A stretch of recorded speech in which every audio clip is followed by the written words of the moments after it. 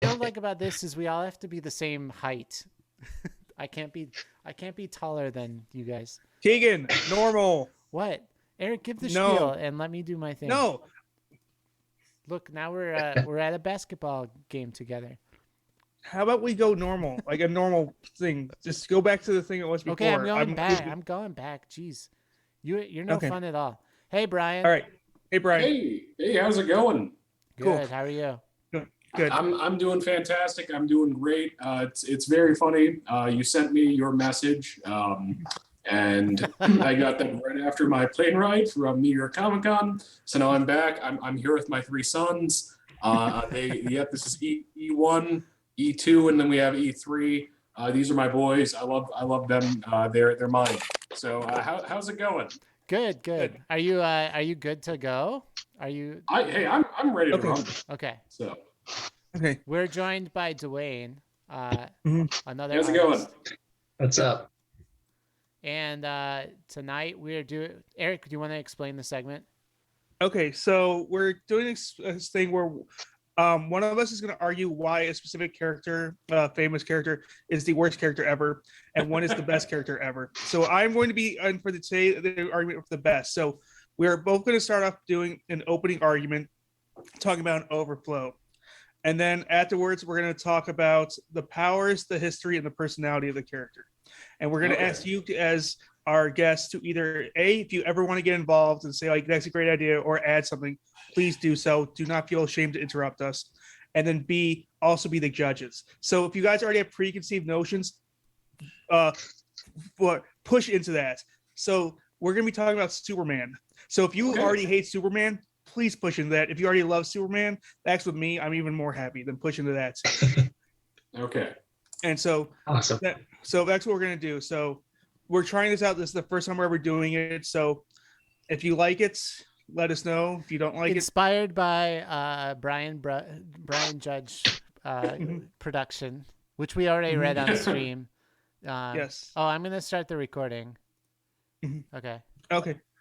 Recording in progress. Also, Dewayne, when we get to this, we'll unrecord really quickly. You can I never gave him the spiel.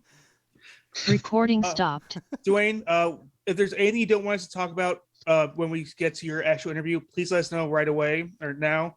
We will not include it. We'll avoid it. And when we say, and then afterwards, when we say goodbye, please don't leave right away because we're going to have a follow-up question.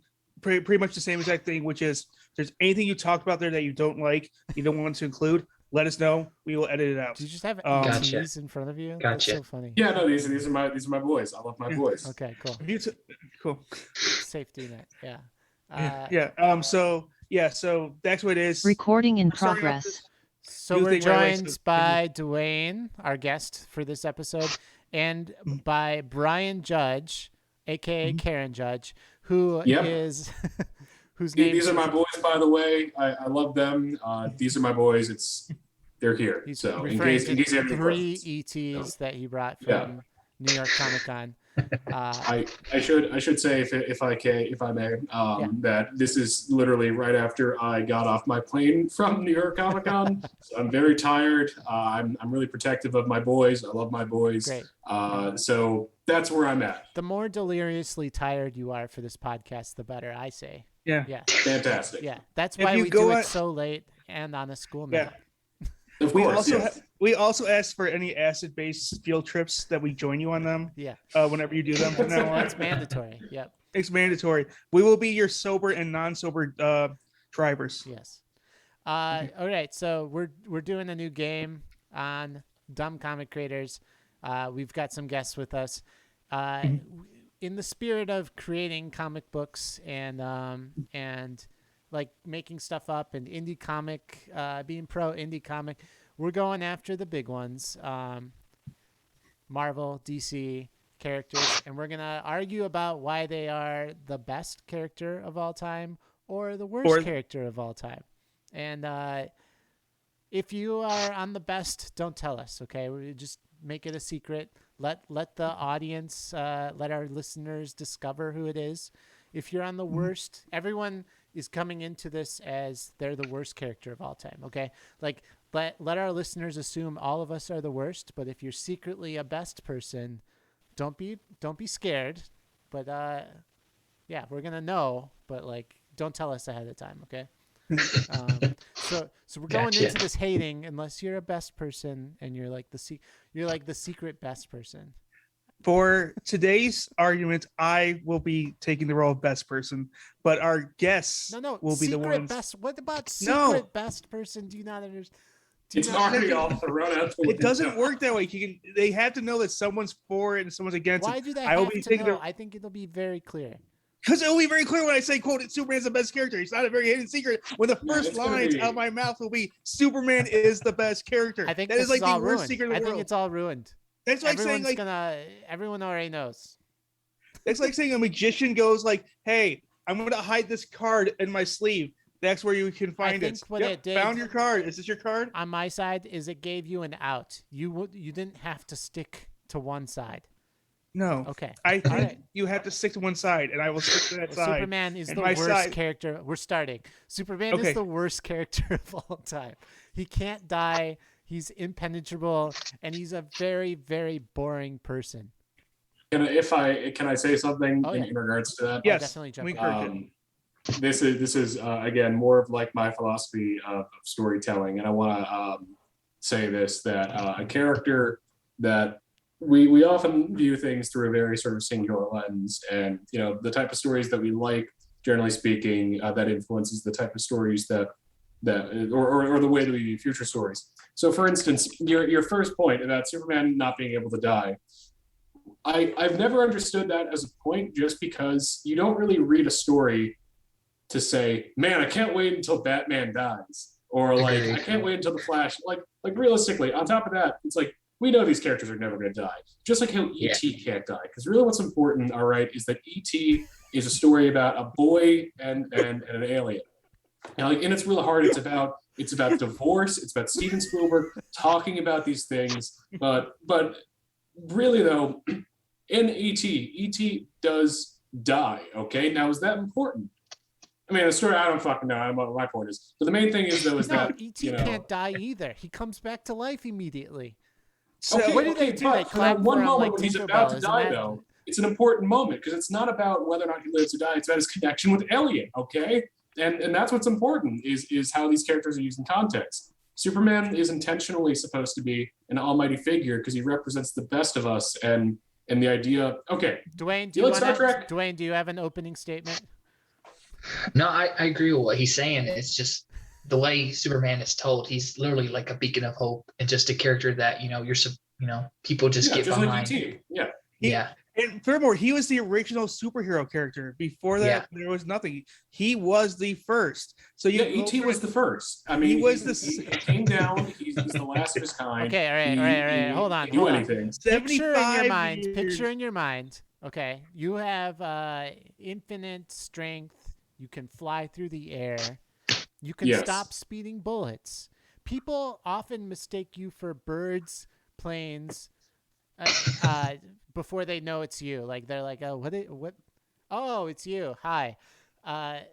And you see a robbery happening at a bank. You yawn. This is just getting in your way of going to get a coffee, right? It's like, it's so boring for you. Like, it's amazing to me that Superman even speaks to people in real life. Counteroffer, all right? All right. Or not offer. What I say, offer. Counter argument. All right. Okay. So the central point is that it would be boring to be Superman. First of all, I think I would just disagree personally, because you could fly and you could do all these wonderful, amazing things and really help people and travel the world in an instant. And, you have power and you're using it for good. I think that there will always be value to that. Just because, I mean, if someone decides to be like a firefighter, they probably don't go, yeah, I'm bored of being a firefighter. I'm bored of helping people. But think of it more like this, all right? E.T. came down to the planet Earth, all right? And he only had one goal, to go and get all the planets so he could go and take the plants and take them back to his home planet. We know this because in the Universal Studios E.T. ride, you go and you visit his planet. And what do you see? You see an idyllic world full of ETs, all right? And that's really the important part of that message of that story, is that it's about love and it's about compassion. And ET can do anything, but really, what is anything when you don't have anyone to root for? Dewayne, do you have any thoughts on this? Like I said, Superman, he's always been a character I enjoyed a lot. It's just, some of his stories and movies have been like, yeah, but it's just the character himself has been like, everyone would want to be Superman, no matter who you are. You want to be Superman in some way or aspect. So in that way, he's iconic and loved, and people, kids. I grew up wanting to be Superman. I wore my dang cloth over my neck, my blankets and stuff, acting like I could fly. Like people, when they see a character who can do all that, they feel they can do all that. Point of order. I just want to point out that I am very surprised that both of you guys were on the best side of the argument. Yeah, no, okay. I really don't understand. Continue, Eric. You can continue. Okay. I will switch to the point of against to make this even. But if you go back to the original Superman, that's more surprising. Just okay. Continue. I feel that Superman, when you go back to all his powers, he literally had whatever powers he needed for that day. Originally, Superman had every power. He could go transfer between walls and that too. At some point, you have to say, when is enough enough? At some point, I mean, in the original Superman film, the film that made Superman a national hero, he went back in time to save Lois Lane. Yeah, it's great. Literally solved every problem that does not work. Yeah. Wow, that's for storytelling, right? Like what kind of story? That's contextual, though. I mean, how we view superhero stories is that they're never ending. That there's they just go on and on and on because they're part of bigger universes. In that context, I would agree that Superman isn't really isn't a good fit. But I don't think that just because he ironically, despite the fact he's the first superhero, that he doesn't really work in superhero stories, that doesn't mean that the character is somehow any less valuable. I mean, hey, listen, do I love ET? I do, but would I want to see a million ETs? I mean, yeah, I would, but that's just because I have my 3 boys and I love my boys. But interestingly enough, when you talk to people about Captain America, people like Captain America because he's an average guy who has amazing powers and does the right thing. And could die. Yeah. And I'm sorry? Could die potentially. Yep. Yeah, but you have this character and it's very similar, if not the same in a lot of ways. And people don't ever say Captain America, he's boring or anything like that. Yeah, people enjoy the fact he's a beacon of hope, just like the way in the beacon of hope from E.T.'s fingers when he really connects with Elliot. It's things to think about. Superman has died though. He has died actually on multiple occasions, and currently Superman's actually not the most powerful DC hero. Wonder Woman, without her gauntlets, is considered to be more powerful than not only Supergirl, but then by definition Superman, because Supergirl is also considered to be more powerful than Superman. Mm-hmm. Now, could they? Is all of their powers combined? Could they take on ET? One ET, yes. A planet of ETs, maybe. Eric is no longer on the best story negative. He's just lawful. Well, neutral. For example, there's that one argument that people have. So, to go off related to something completely different, is people argue, if you took one of each Pokemon, could they defeat a billion lions? And a lot of people argue for the Pokemon, but I argue for the lions because a billion lions is just a lot of lions. Yeah, I'd have to agree with a billion lions because Pokemon, they can only do 40 moves and they run out of what is it like the power points or whatever. Yeah, eventually they're just gonna get tired, and birds have to land. They do. Sure. Yeah, I'll pick up on that Superman point. It's Superman has all these powers, but at the same time, the man is to the point where he's so humble. That's why you never notice him, because he never truly speaks out or does anything except save people all the time. Just imagine if a douchebag got all those powers, how much evil that person could do. This one man has all these powers and uses them to help everyone more than himself, which is crazy to me. So it's just just having a hero like that is inspiring. He could do whatever he wants, but he uses those powers in a way that is for the good of mankind, even though humans are not his race. Yeah, they aren't. And an interesting sort of thing on top of that is that even if you just look at Clark Kent, even in his real life, he's still trying to do good. He's a reporter. That the main idea is that no matter what power you have, it doesn't matter. That you should still do everything to be the best. That you should. He has turned bad though. He has turned bad in multiple occasions. Oh yeah, but how many times has he been possessed, or it's an alternate universe? No, I'm not talking about possessed. I'm talking about the great classic Kingdom Come, the one where Superman, after Lois Lane gets killed by the Joker, and then Yeah, that's true. And then what's his face? I have to Batman? 1 second. No. Batman. Magog. Captain Marvel? Magog kills the Joker. Oh yeah. And Magog becomes the most popular hero, and Superman retires because of this, because he realizes he doesn't know what people want. And then when he comes back. He actually is the one that instigates a war between the superheroes. But that's another good storyline. Like that that's right a fantastic storyline, though. Yeah. Oh, great story. But like that's also a meta commentary about the rise of like anti-heroes in the '90s and a reflection of sort of like the dark and gritty point in comics. I mean, the idea being like, you know, at a simple level, it's Alex Ross and is it Mark Waid who wrote it? I'm a little Mark Waid, Alex Ross.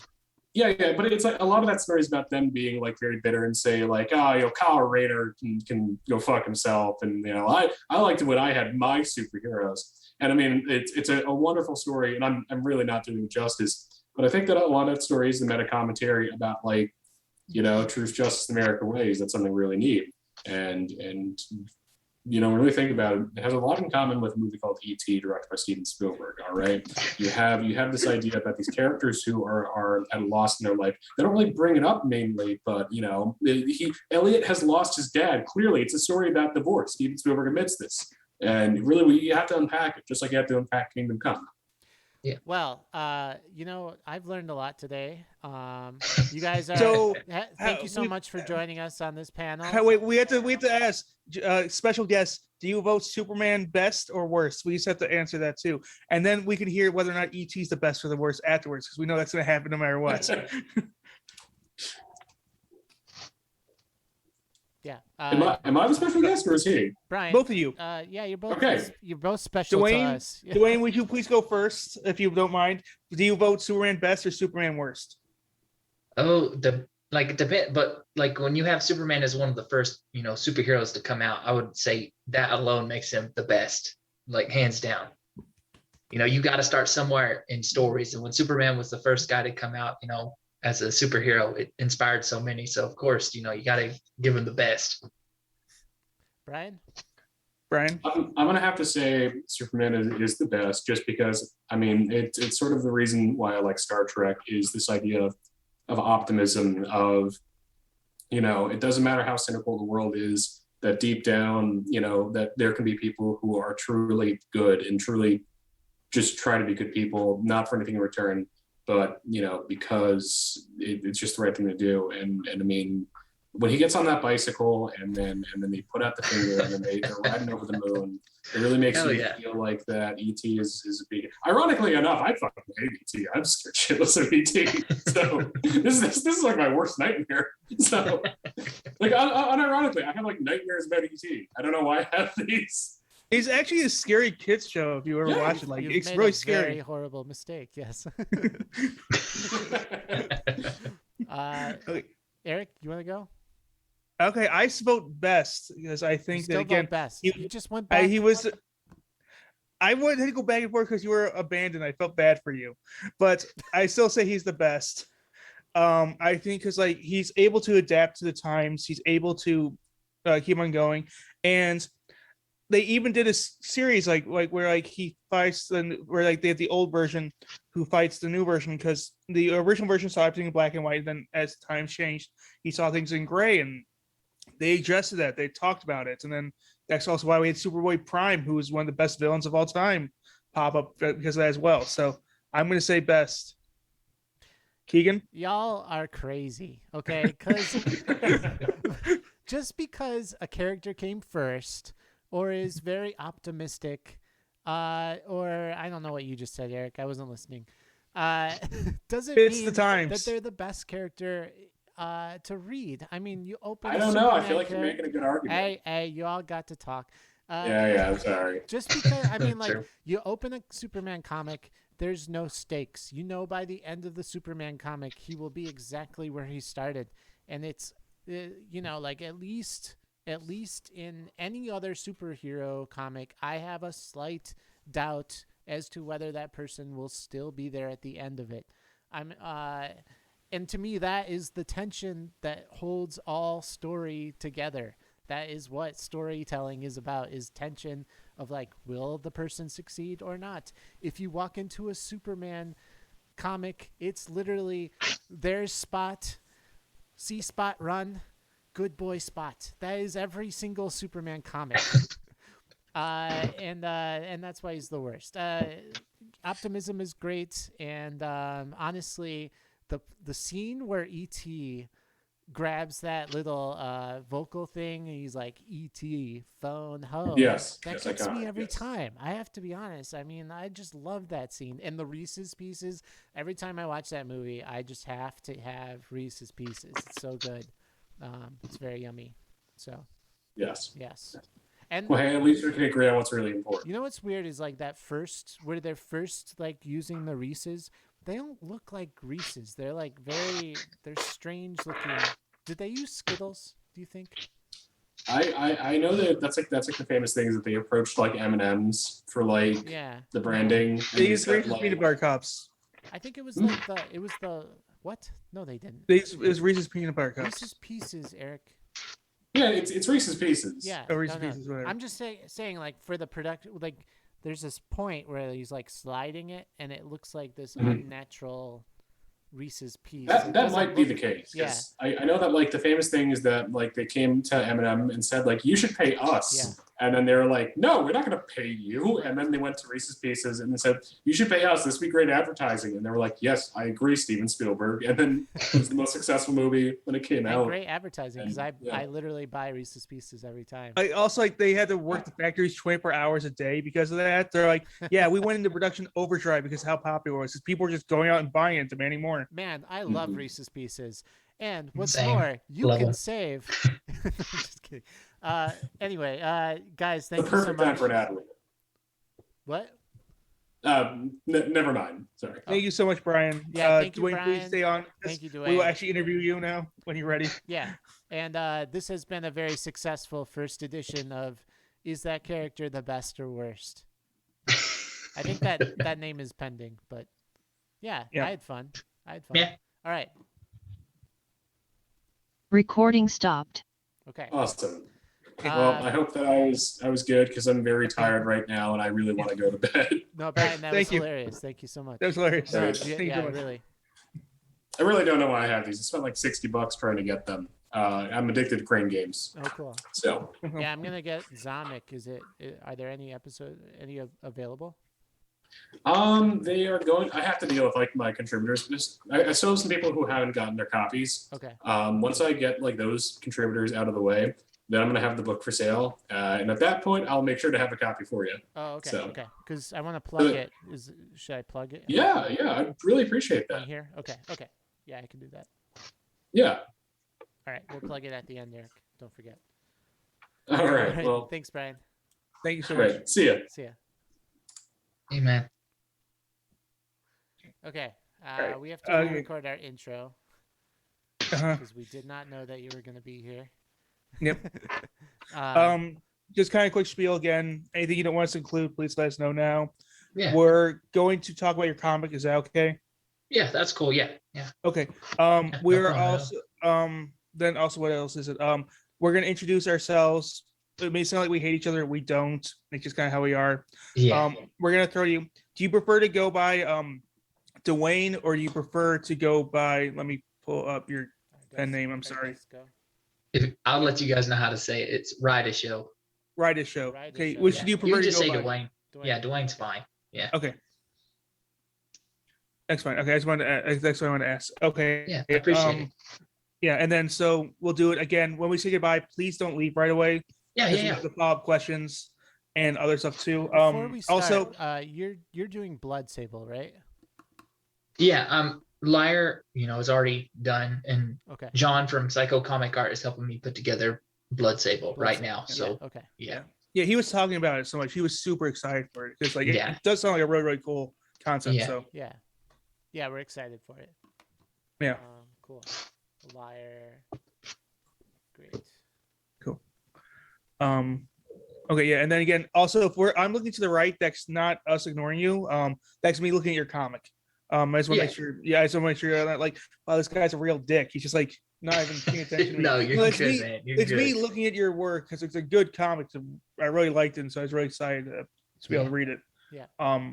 Yeah, like if you guys want posters of Liar 2, I could send y'all that because the story was done by my friend Stephen Kennedy, and I did the story and I did the posters and covers for the book and stuff. Oh, cool. Oh, you're an Cool. artist. Yeah. too. Yeah. Are you an artist or? Yeah, I'm an artist. Yes, I do Oh, art. Oh, Yeah. cool. Okay. Yeah. Great. Cool. Yeah, that's good. Yeah. Cool. So we'll do it. We'll talk to each other. We'll introduce the name of the podcast. We'll introduce ourselves, and then we'll introduce you. All right. If you talk during this, that's fine. Just let us know that's what we're gonna be. Just let you know that's what we're doing. Yeah, Yeah, I'm just we don't- ready when you guys are ready. Yeah, we don't usually let the guests talk, but if it They- slips like, they out, do. if you have to If it jump slips in. out, you're like, if it has to come out, and if you have like something you have to say, more power to you. No, you guys are good. Yeah, I'll wait for you guys. It's all good. Okay. I'm a guest on y'all's show, so I'm just gonna wait till you guys are ready. Okay, you ready, Eric? Yeah, I'm ready. Let's zip through this. All right. Cool. Recording in progress. We need a catchphrase. I have a catchphrase. Okay, shoot. Zippin', dippin', shootin', and talkin'. Comics. It sounds like we're a spaghetti western. I know. Yeah, it's so cool. Isn't that cool? No, Dippin', zippin', shootin', and talkin' comics. we're not going. We don't have special gun effects. If I go like this, you're not going to edit in fireworks from my fingertips. I don't think. See? No, Didn't see them. Yeah, I didn't see any. Yeah. So no, it doesn't work. I think it's kind of cool though. Like dumb comic creators, zippin', dippin', shootin', talkin' comics. It's catchy. It makes it sound That's violent. like the whole point of a catchphrase. It's catchy. To be violent? No, it's not the point. Well, You don't want to be not violent. violent. I don't want to be violent. Well, it sounds violent. Shooting, bang, bang, Yeah, violent. shooting is in there, isn't it? Yeah. Yeah, I guess that doesn't work. Okay. Well, we'll workshop it. We'll get another one next week. We'll get it next week. Okay. I just thought it was fun. I mean, I like the enthusiasm. I hope we don't drop that. You're Kinda a great bummed. person. No. I want to let you know that you're a great person. And I appreciate you, Yeah. all that you do, and as a friend and everything. Yeah, whatever. Yeah. All right. Okay. You're gonna be sad this entire interview, The aren't whole you? time. I'm not gonna change For the my rest of the tone day. For the rest of this. Oh, Yeah. Okay. I'm gonna I'm talk sorry. like I'm on NPR. I'll soothe. Listen to my soothing voice. soothing. Oh, the So Russians arm soothing. attacking again on NPR. Oh, okay. Anyways. Yep. Hey, what's your name again? Keegan Shiner, What's mine again? Eric Schwartz, And what are we? podcasting. No. That's not what we Yes, are. we We are. are. Well, fine. Yes, we are technically podcasting, but who are we? Is what I should phrase it as. Who are we? Yeah, who are we? I don't know. Who are you? Who's anyone? I don't know. What are you trying to throw at me? This is just a In a funny literal comedy sense, podcast. What are who these are the existential two of us? questions for? In the literal sense, the two of us Oh. together, Dumb who comic are creators. we? Yeah. we are Okay. dumb comic All creators. right. Yeah. Oh, jeez. Do we have a special guest with us? I don't know if he's a special guest. He's He just disappeared. He left us. Oh no, he's back. He's back. yes. We're joined today by Dewayne. Dewayne. Ride-Show. Yes, there you go. Yeah. Ride a show. Yeah. Ride-Show. Ride Is that Show. your last name? No, I shouldn't. No, I shouldn't it's, spoil that. Yeah. It's a name of my wife and son's name put together. Oh, cool. So it's Oh, a special cool. name. Yeah. Yeah. That's really cool. I thought it was like homage to Psycho because it kind of reminded me of Psycho, right? That No. show. So No, it was just I thought it just was like, okay, that's cool. That's really cool. I appreciate it. Yeah, just a love, appreciation for my wife and son. So I just put their Yeah. names together. Wow, that's nice. That's really cool. Well, yeah. Tip to anyone listening who wants to think of a name. Like that's a pretty sweet way to come up with a name. Yeah, Um, combine stuff and pay homage to the people you care about. Exactly. Dewayne is That's the a best way to do it. connection. We had a couple weeks ago. We had somebody named Psycho on our show, who ended up Mhm. not being a psycho, which was disappointing, but also kind of fun Yeah. because he was so Yeah. cool that he recommended some comic artists to us Mm-hmm. and gave us a very good interview. And one of the people Psycho is working with is Rydeshko. I still say it By wrong. Desho. By Desho. Dwayne. It's Yeah, you can Dwayne just say By Dwayne. Dwayne. It's all It's good. Dwayne. It's all good. who Yeah. has So been creating a character called Blood Sable, which Psycho is doing the art for. How's that working? Yeah, he's doing good right now. I'm very thankful because he keeps me updated. It's just a 40-page story I wrote back in 2016. It's just Blood Sable is a character I made for my son because my son, he has autism. So I wanted to make a character that, represented my love for him. So he can have him, later on down the road if he decides to be an artist like his dad. Oh, cool. And so, when I was talking to John about, Blood Sable, he said, I would love to be on this project with you and, bring Blood Sable to life. He's like, just send me the story that you wrote and I'll help you put it together. So, Oh, wow. I'm just blessed that John, he's been talking to me and my family. He's literally become like a family friend to me. Oh, cool. So just to have him on this has been amazing and I'm thankful. John is Psycho, just so everyone is Mhm. clear. Yeah. Yes. Yeah. I do have to ask the question that Psycho is very, very gung ho about. When you illustrate, because you guys said you yourself are an illustrator, do you use a computer at all, or you buy paper only? Oh, paper. I only have Okay. paper. Oh, that's good. Yeah. Well, Okay. we didn't want to tell Psycho bad news because Yeah. Psycho has a very strong feeling, as I'm sure you're aware Yeah, of. This. yep. He loves raw art. He loves to do everything with his hands. I know exactly what you're talking about. Okay, cool. That's cool. Also, which came before, like from your brain, Liar or Blood Sable? Because Blood Sable was always the first story I wrote. Yeah, I literally, my booklet's in my living room because I'm drawing Blood Sable artwork right now, as earlier today. So I've had his, artwork for years now. I wrote his story a couple years ago, and I just had it sitting down for a while. So yeah, I wrote Blood Sable first, and then last year I wrote Liar, and it was just a short story I had on my mind, because Liar has been a unique character that people have enjoyed that I've created. So I'm thankful that I was able to write that little story and get it out when I had the chance. Because I'm not really a huge comic guy, but I do love comic book characters and shows and video games and stuff like that. So that's what most of my inspirations come from. Oh, cool. Cool. You have a Superman, Batman shirt on. I I do. Like I said. Yeah. That's awesome. Yeah, my wife actually got me this shirt. Oh, cool. that was a nice present. Yeah. That's a great present. Yeah, because I grew up a huge Batman fan. I always had a Batman shirt or a Batman hat or something. So she. Are you currently wearing a Batman hat? So for No, those I'm wearing actually my Wake Comics hat. It's my wife got this for my birthday. It has my Wake Comics logo wow. Oh, on. that's really cool too. Dang. That's a Yeah. good gift. Your wife is very Yeah. good at gift giving. Yeah. She is. She's gonna literally get. I also have a Wake Comic shirt. She's gonna get me shoes and pants too. So I'm gonna have the whole attire probably by Christmas. Cool. That's Yeah. really awesome. Yeah, you're a Yeah. very solid dressed dude. For those that are listening, just imagine a very solid dressed man with a firm beard. Yeah. Well, I try. This thing grows so fast. My wife, she's a cosmetologist, and so she always gives me, crap about how fast my hair grows after she cuts it. I guess that's the Irish in me. I don't know. Is she for or against the beard? So, for example, Oh, she wanted me with the beard always. Okay. Well, no, because like my parents were the exact opposite. My dad wanted the beard and the mustache, and my mom's like, "If you want to kiss me, the beard and mustache go." And so, throughout my Yeah, childhood, the beard and mustache were gone. Yeah. She used to give me hell about me not having one because she didn't think I looked cute without facial hair. So I just let it grow out after that. Ouch. Hey, she's an honest woman. I appreciate her. Is your son used to you with the beard, or have his? Oh yeah. Oh Okay. yeah. I've always, since you're- he's been born, I've always had a beard on me. So if I shave it, he'll probably not recognize me at all. Wow, That's that good. stinks. Yeah.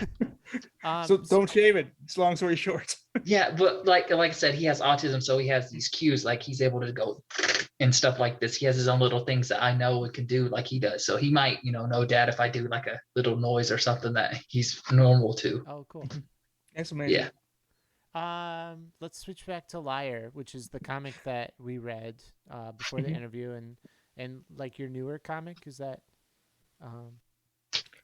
No, so this is it an your older first comic. or- Yeah, Liar was last year, and Blood Sable hopefully next year will be out. Hopefully, Okay, great. because John's working on the pages. He's so far. I'll say this: he's gotten up to page 7 so far. So I'm showing sneak peeks every now and then. I don't want to spoil the whole book, but I can, anything y'all want to ask about Blood Sable, I'll definitely tell you guys because it's a great character and it has a great story behind him. Yeah. So tell us about Liar first, though. Liar, he was actually created from, my childhood. I grew up in a horrible home. My wife, she always asked me how my, growing up was. It was hard.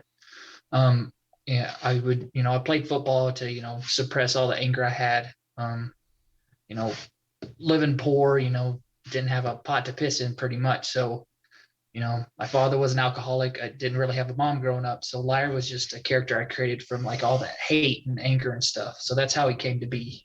Literally like the demon I had in my, closet. Yeah. So when I created Liar, it was kind of like my outlet.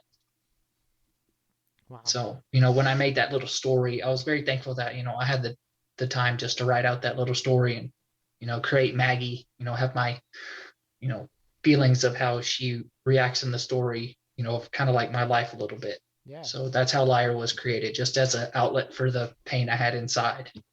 So even though he's an evil character, he helped me, when I was writing a story, it helped me, get through a lot of that, stuff. Interesting.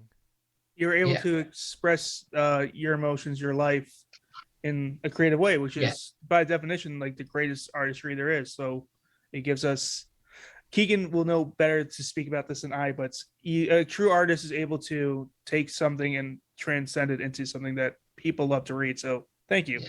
Yeah. And if you guys notice in the book, that house that's actually in the book is my actual real house in a Magazine, Arkansas. If you look it up on Google Maps, it's a horrible looking house. That thing could fall in any minute. So I wanted to have like the actual look of my home and stuff inside the book as well, where I grew up. That's so cool. Yeah. Yeah, it looks like a house where Maggie would walk into. Yeah, to be honest.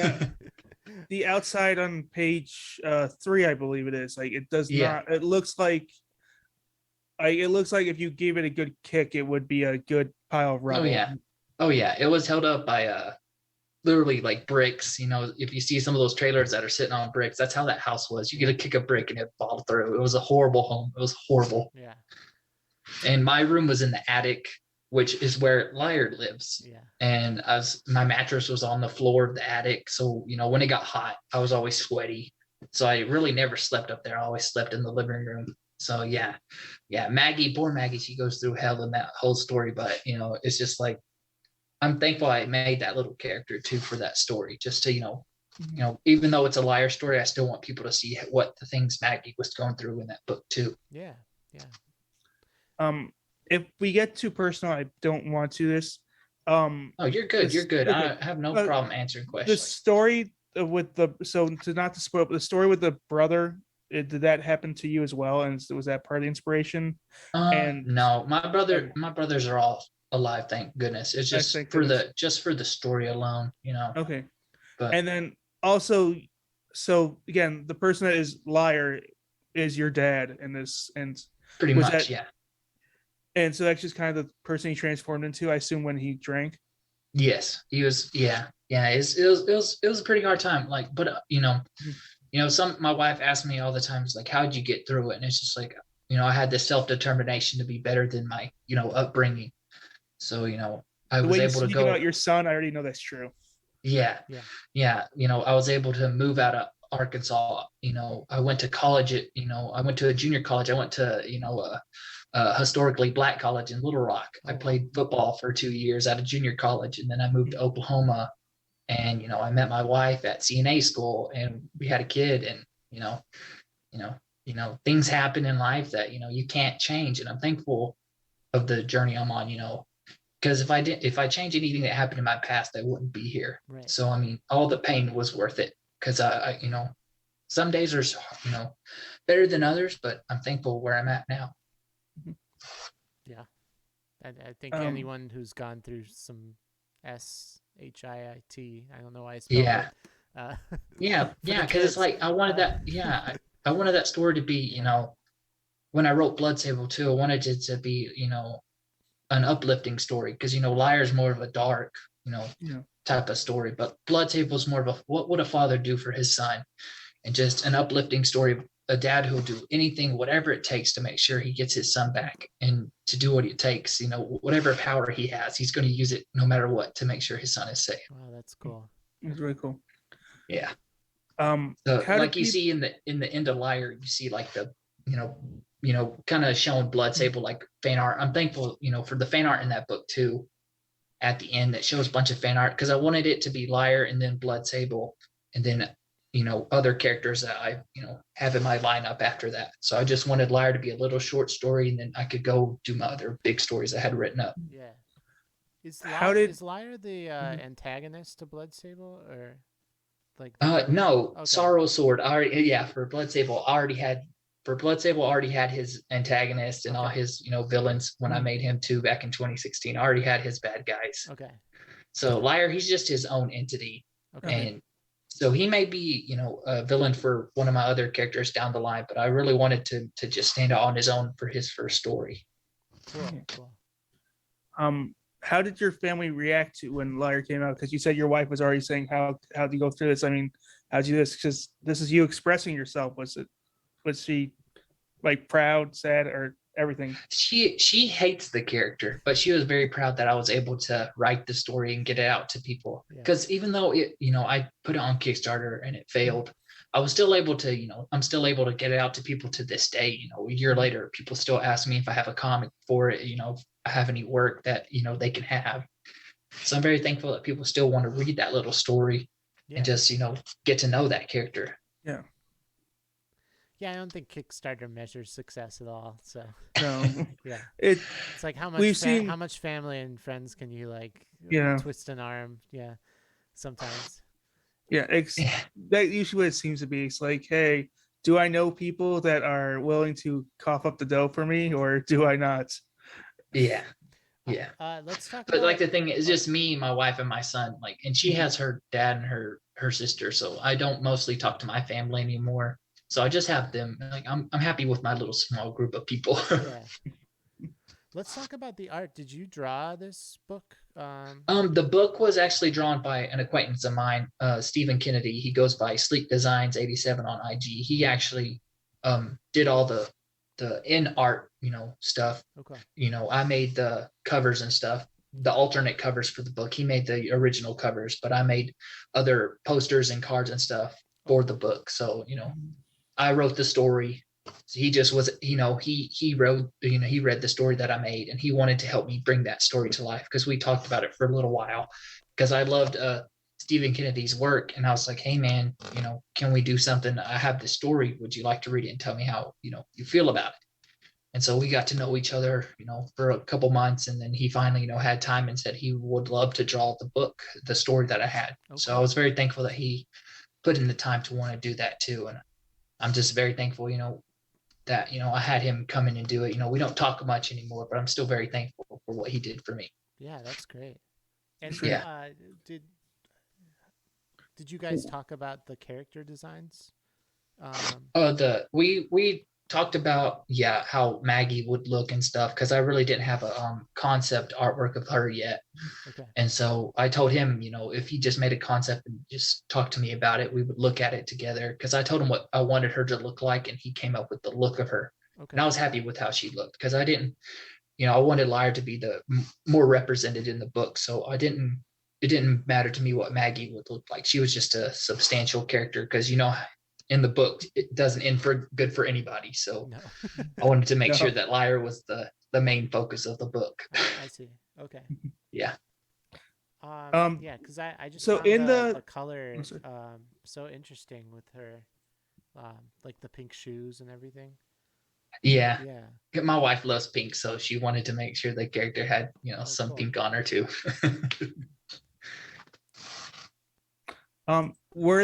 So in around like pages 18 and 19, were those the original rough sketches that you presented? Okay. Yeah. So okay, so that's just an interesting concept. So you can see the stuff too. So what came so the story came first and then the idea for the art came, or was it kind of like, or was it kind of the other way around? I mean, I know you talked about just briefly. Yeah, like I wrote the story first, and then we started talking about what the concepts and stuff would look like. like as you can tell in the book, there's concepts of what the cover should look like that Sleek was putting together for me. He was, sent me stuff and said, "Hey, how does this panel? What would it look like? How does this cover look?" And I would talk to him about it, and we came up with the 2 covers for the book that you see in there, which I liked a lot. And I'm just very thankful that he did all that for me and just kept me in the loop and stuff. So, and I'm thankful that all the poster art that I made, he was able to color for me. So, and I still have that original concept art in black and white in my folder sitting right beside me. Oh, cool. Yeah. Cool. And what about the lettering?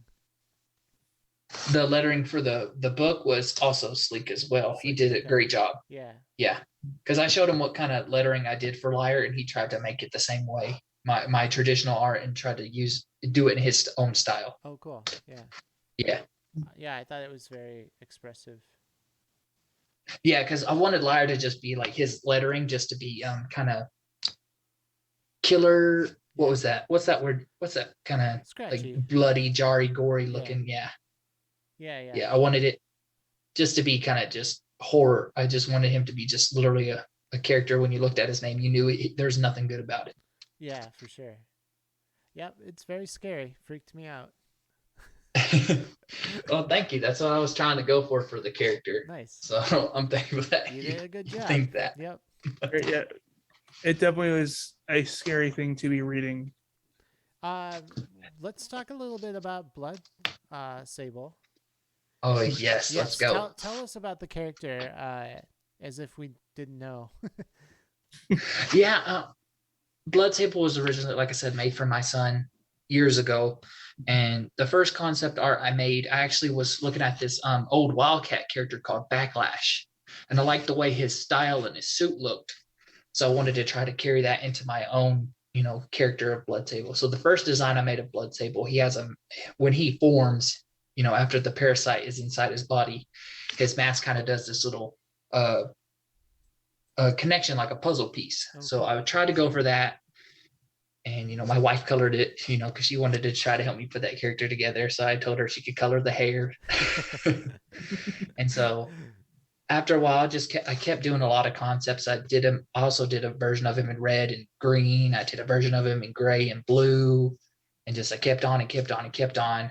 And there was one version of him that I liked the most, where his hair was red, blood red. And he had his chest piece was red with blue orbs in it. And he had a red belt with blue orbs, and it was more of just a simple look, but it just stood out more to me. Mm-hmm. So when I created him like that, I just felt like a story needed to be made for him. So I always had this concept of me, as a father who loves his son and protects his son, how could I turn that into something powerful?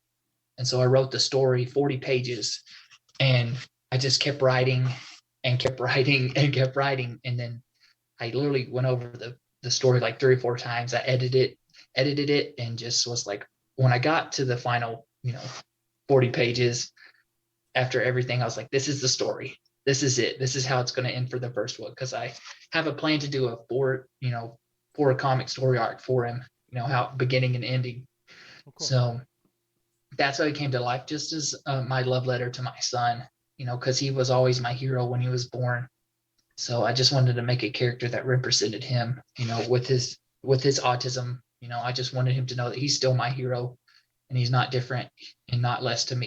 He's amazing. And so Blood Sable was just a character that was like, I'm just gonna make it for him, and if he loves it more than anybody, that's all that matters to me. Yeah. What are his powers? He has blood powers. He's able to create things with his blood, like swords, knives, shields, like mostly, generic weapons, not like guns or, high powered rifles and stuff like that. Okay. Stuff he can handle with his hands. Okay. So yeah, I kind of got that concept from the bloodbenders from Avatar. I liked how they were done in the Avatar: The Last Airbender. I kind of liked how those characters were done. So I kind of wanted to make my own character like that. Okay. And Green Lanterns too was kind of cool how they could make things with their will. Yeah. So with Blood Sable, with his parasite, he can make things with his blood. That's so cool. And how did he get the powers? Can you tell us that? He actually has this I can give you just a little story. I always made this amulet of Blood Sable. It was when I first created him, there was an amulet it's an ancient amulet that holds a secret power inside it. And so, when something happens to Eric Burns, aka Blood Sable in the book, which unlocks, the powers inside it, which gives him the ability to do what he does and, use his blood manipulation powers. So that's all I can really say. He has an amulet that is able to bond with him pretty much to give him those powers. But he doesn't earn them like a regular superhero. He earns them in a devastating and gory way. Yeah. Really? A comic character who manipulates blood is blood and gory? I would never have suspected. I thought it was going to be like, nope, we're good. T. That's so funny. Yeah, I just thought it was cool because he's the love and blood of Wake Comics is what I always said he was. So when I created his powers, there was this one power I liked, which he had blood discs, and I loved when Frieza was versing Goku. I loved those discs that he threw, and I was like, man, I would love to have that as a power for a character. So I made Blood Sable so he could have one of those powers like that. So I thought that was pretty cool. Is he limited by the amount of blood he has in his body, or is that not really a factor? It's not really a factor. The parasite in his heart is like alien, technology and stuff. I didn't know halfway through he's like, okay, guys, I'm anemic. Give me 1 second. Yeah. No. The amulet, like I said, the amulet has this, is his power, and inside it is a parasite, which gives him these abilities. They're pretty much unlimited. I won't spoil much, but there's a lot of cool things he does in the first book that, Psycho was, sorry to interrupt, but Psycho was going on and on. He's like, there's so many possibilities for this. They're so great. I can't wait to do this. He's like, I can't say anything because it's not my place to say, but I could do this with it. We could do this with this. We could do this with this. We could do this with this. And he's like, oh, so great. So were it's because the thing, even though he has this parasite bonded to him, he still is vulnerable. He's not superhuman. He can still die. So and the parasite can talk to him. Spoiler. We recorded the next thing before this. and with Blood Sable, the parasite does talk to him telepathically, so he understands what's going on inside his head. Okay. So in the story, you can see their banter back and forth. They actually can communicate with each other, because I didn't want him to have a parasite and then he's just like this gung-ho superhero. I wanted the parasite to have, this actual ability to communicate with him and let him know, hey, I can help you do these things, and you can help me do these things in return. So it's just kind of like a Venom, stuff like that. That's cool. I mean, the obvious question is, can he make a toaster out of blood? I don't think so. No, I don't think so. I mean, another obvious question to me is does blood gross you out? In real life, no, because I'm a CNA, so it's just no, it doesn't bother me. I've been in hospitals and nursing homes, so it doesn't bother me at all. Okay, all right. Yeah. Because it does for most people. Is that is that factored into the comic somewhere where by the way, this is blood, one of the most disgusting, creepy things. It's gonna get in the book it will get bloody. It will get very bloody. Well, it doesn't hold any bars back. It's a very the big fight scene is between him and Sorrow Sword, which is his main antagonist. Okay. And he's just a big brute. It was Juggernaut and Hulk were two characters I wanted to that inspired me to make Sorrow Sword, just a big brooded alien who has the same powers as Blood Sable. So with a couple unique differences, because he's a brute, so he has strength. So he's able to do things more on the strength factor than on the blood side of things. Okay. So he's just a huge brute versus physical, what I say, like a track runner type of person, more of a quickness and stuff like that. Yeah. And okay. So those were my two main questions, I think. Yeah. About Blood Sable. I appreciate it. Thank you. Make toast. No. Okay. He's able to change. He's able to go in and out of his Blood Sable form. So he's just a normal human being when he's not fighting. Oh, okay. That's cool. Yeah. Does he have any tips for me about cleaning blood out of clothes? I don't think so. No? I don't think Okay, so. so he Um, just changes wardrobe a lot. So I, you I don't know. I don't know about that. I mean, you if Blood Table was real, I'd ask him, but I don't know. okay. I don't know how he would say that. Okay. Maybe a lot of bleach or a lot of dark colored clothes. Okay. You mentioned that your son was a major inspiration. That will your son be in the comic in some way or other? Like Yes. literally a picture. It's like one of the characters Yeah, he is based on him. he's the son in the book is based on my son. So the way he acts and stuff in the Did your book. son a model for the character, or was it just, or was it not? Does he not look like him? It's just an inspiration. I didn't want, Okay. my son to actually, have the same look in the book. Like John asked me that too. He's like, how should the family look in the book? Mhm. And I pretty much told him if he wanted, just make him look like my son, and the wife and husband, he can do how he wants to, because it doesn't matter what, Eric Burns looks like. I just want the Blood Table characters to be the most prominent in the book. So, I just mostly through the dialogue is what I wanted. Just the father and son in the book, they, after a tragedy happens in their life, they come together really fast and really close. And that's what I wanted more than anything, was just Eric Burns to be able to go find his son. And, anybody who has his son is going to pay in the book. Cool. Yeah. Are you writing other stuff? I'm just asking. Yeah, I'm actually going to be, I have this cool rocks box for my friend Inlights. I'm actually, my OC Crescent Blue, I'm going to be writing it, penciling it, inking it, and coloring it, and doing the lettering for that myself. Oh, nice. Well, nice. Yeah. Look forward to that. So yeah. And my wife actually helped me create Crescent Blue. When she was going through her 13th brain surgery, I asked her if she could help me create a character. And Crescent Blue, she said, make a bubble manipulating character. And I told her, she gives me this hell to this day. She says, you told me that was a stupid idea. And I was like, yeah, you're right. I told you it was stupid. And I was an idiot for saying that. Because he's a character that people enjoy on, when I post him, they like him a lot. Oh, fun. Because he's different. So I'm very thankful for that character. Oh, cool. Where can That's people cool. find you? They can find me on Instagram, Twitter, which most people don't check out. DeviantArt. Okay. Check me out there too. And I have a YouTube channel. If people want to go over there and check out some of the stuff I put up there too. Oh, cool. Is it all under Yeah. Ridesh? I still say it. Yeah, Ride a Show. Yeah. Ride a show. Ride a show. Right, Yeah. the show. I see. I never. Yeah, like, my wife said it has after that you told la- it, and then I was like, Yeah, because my wife has a German last name, so that the show is, Okay. always kind of hard to pronounce. Ride a show. I'm not trying to make. I want it to be very clear. I'm not trying to make fun of it. I No, literally it was No, like you're in one good, man. ear out the other, and I was. No.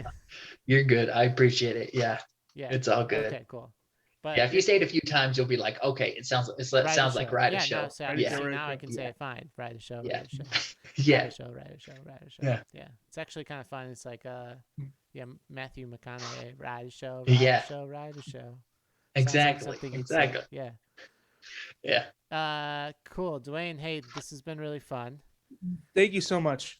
Oh, I appreciate you. I know there was we've had to reschedule this, but I appreciate you guys, still talking to me and wanting to reach out and get this done. So Oh, I totally, appreciate it. yeah. I had a little time tonight, Mhm. and I was, my wife and son are asleep. So I just came in my art room and said, I'm going to do this anyway, because I don't want to reschedule anymore. I wanted to meet you guys finally, and I appreciate you guys. Thank you. Yeah. Hey, And- we yeah, had to and meet thank- the creator of Blood Sable. Really. Yeah. It's such a Thank you. creative and interesting. It's character. we're really really looking forward to it. Yeah. Like genuinely, like looking forward to being able to read it. And Yeah, John was telling me, he's like, man, when we get down with Blood Sable #1, he's already talked about how Blood Sable #2 should be, and I already know how the story is for that, but he's prepared to do that one too. So Oh, cool. I'm very thankful for John, psycho comic art. He's not a psycho. He's not. He's a not. psycho. I mean, it's not. unfortunate because we how- were very disappointed when we talked to how him. We were great really would that hoping the be first to thing to have a do was psycho like on your podcast. stabbing somebody or something. But he's like a really nice Just guy a and down normal to earth. person. It's the And he's opposite. passionate about certain things, but He- who's not? He's just a psycho in art. That's all. Yeah. He's Went just a an little amazing psycho artist. about the digital versus non-digital. Like, I got to be honest, that was a little bit like I was like loving that. That was so great to hear him right, just exactly, go because on. he was He's finally passionate. being He's- a psycho. No, I'm kidding. Yeah. Yeah, he's passionate about traditional art. He's passionate about just doing it with your hands. Like, Yeah, I have no beef with digital artists. People draw how they want to. That's all that's important. People who want to create